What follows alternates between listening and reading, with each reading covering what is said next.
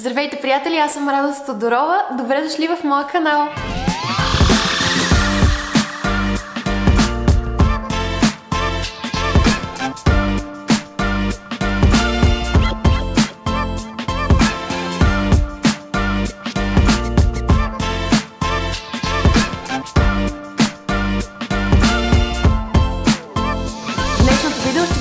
Как аз обичам да се гримирам за 14 февруари.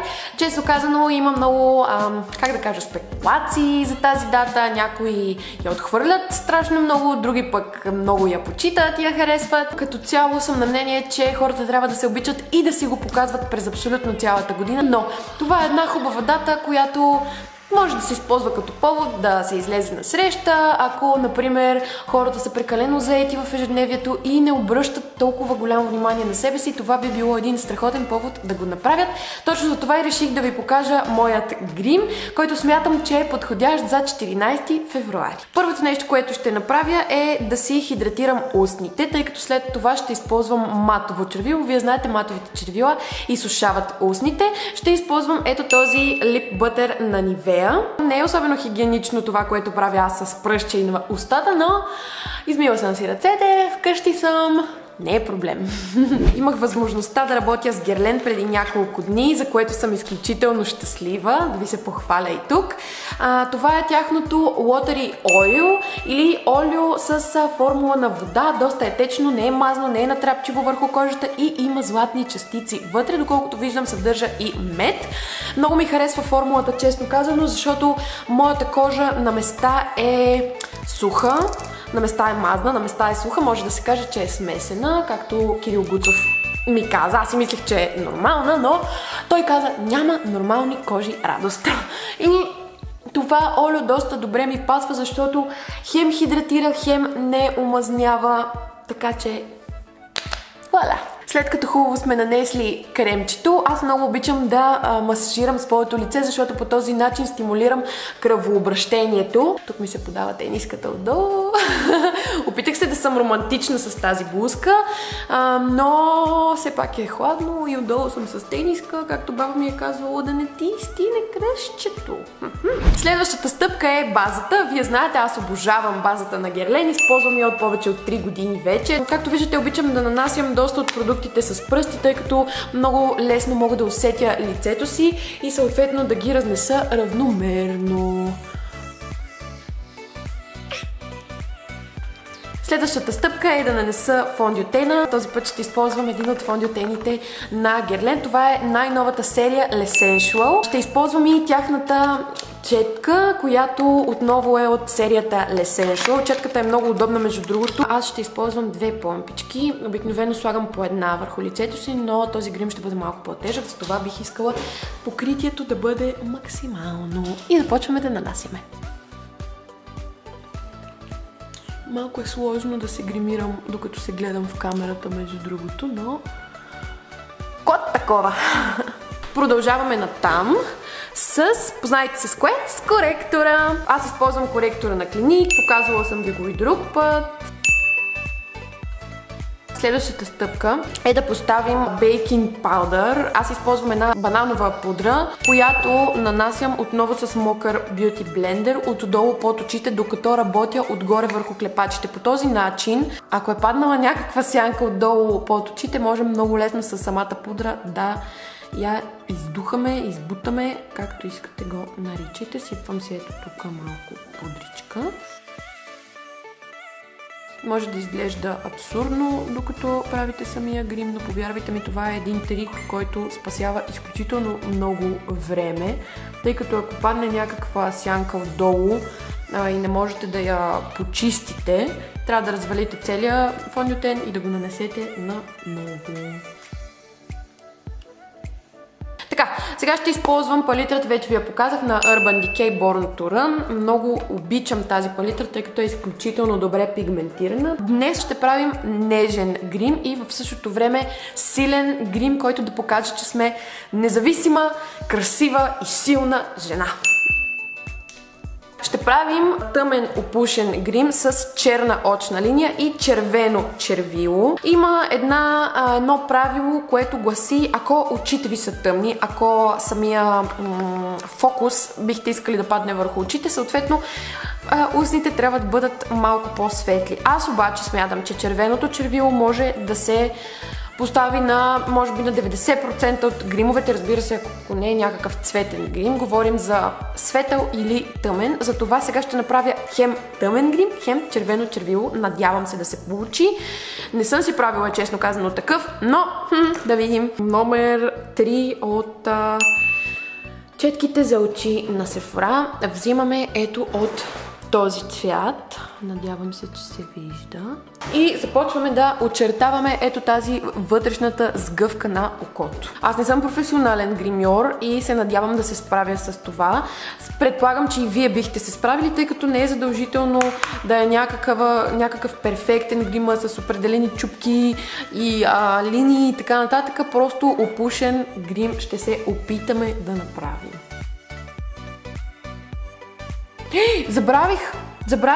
Забравихме базата за сенки. Много задължително е да сложи... Не знам дали мога да сложа базата отгоре. Мога, всичко мога. В грима може да си правите каквото си поискате. След като сме поставили базата, продължаваме с контурирането.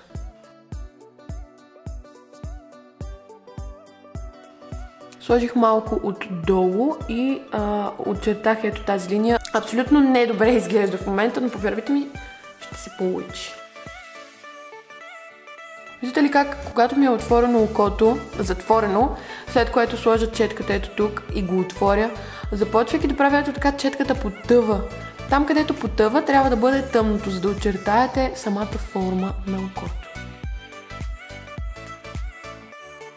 Сега с малко по-голяма четка ще трябва да бленднем цвят Weekender. Вижда ли си хубаво? Ето този цвят.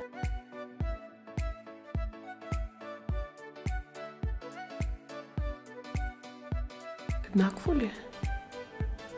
Не мога да преценя дали е еднакво.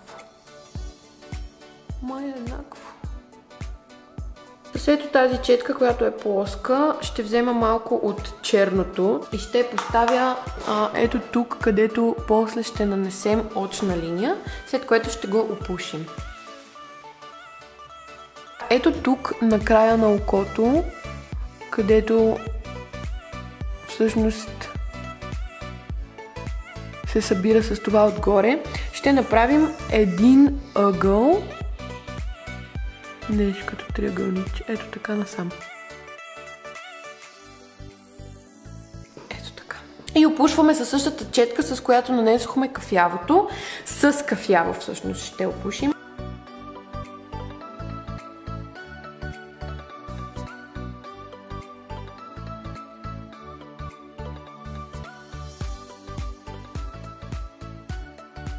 С същата тази плоска четка, отдолу с тъмно кафяво ще очертаем окото.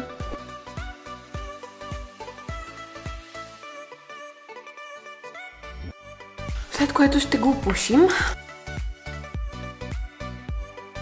Взимаме една малко по-малка четка. Взимаме ето този цвят. И нанасяме, размазах се цялата... И нанасяме в средата на клепача.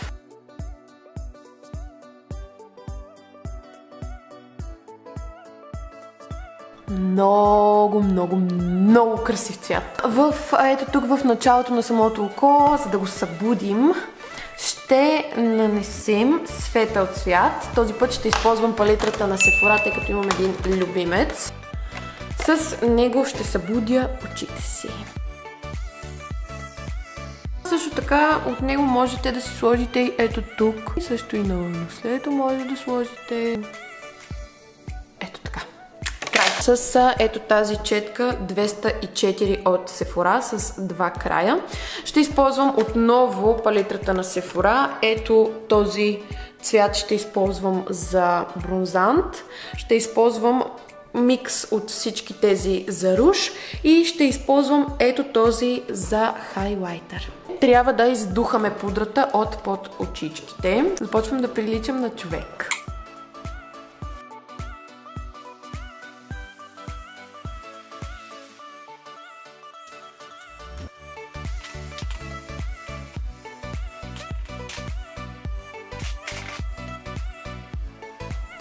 И вуала, вече сме контурирали лицето. И едно малко трикче, което сега ще ви покажа. Ако искате да оголемите оптически устната си, взимате си от бронзанта, ето го, и ги слагате под долната устна. Малко.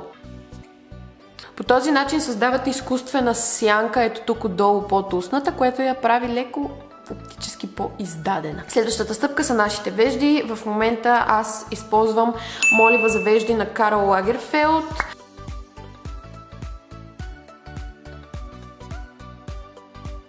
След което с една обикновена четка за разресване, само ги разресваме леко. Следващата стъпка е да си довършим очичките. Първо ще сложа черен молив от серията на Urban Decay Born to Run 24/7, чисто черен молив, отвътре на окото. Ще сложа и от горната страна малко. След което слагаме очна линия. В момента използвам очната линия на... нямам представа каква е тази марка. Дойде с една от кутиите на Beauty Box. Looking Fantastic.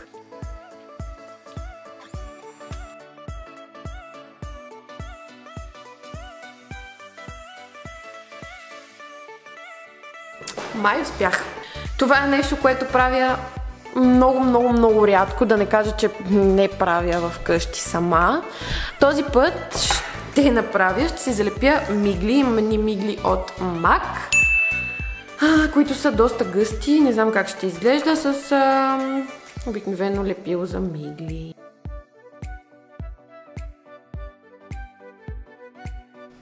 Слагаме спирала. И докато е още влажна спиралата и самите мигли са леко засъхнали, лепилото е леко засъхнало, ги поставяме. Така, докато чакаме лепилото да изсъхне съвсем, поставяме спирала и от долната страна на миглите.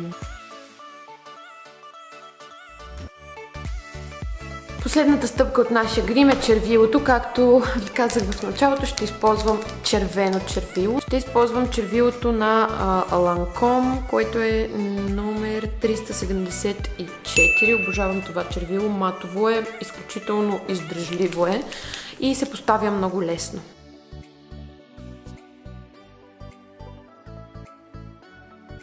И вуала! Нашият грим за 14 февруари е готов. Надявам се, че това, което сътворих, ви харесва.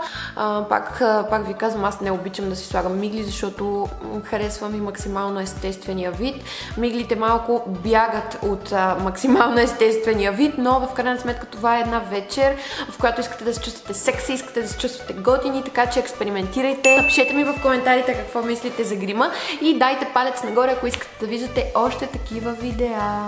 Пожелавам ви да си прекарате един прекрасен 14 февруари и още повече ви пожелавам да обичате и да бъдете обичани през цялата година. Не забравяйте, че красотата на всеки човек в крайна сметка извира отвътре. Чао от мен!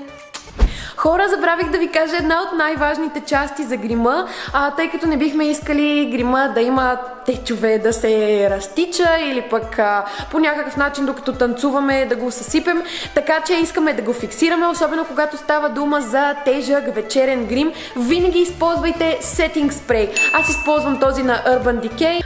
Пръскаме и сме готови за парти. Та палитрата на Sephora ще използвам ето този. Ето този цвят.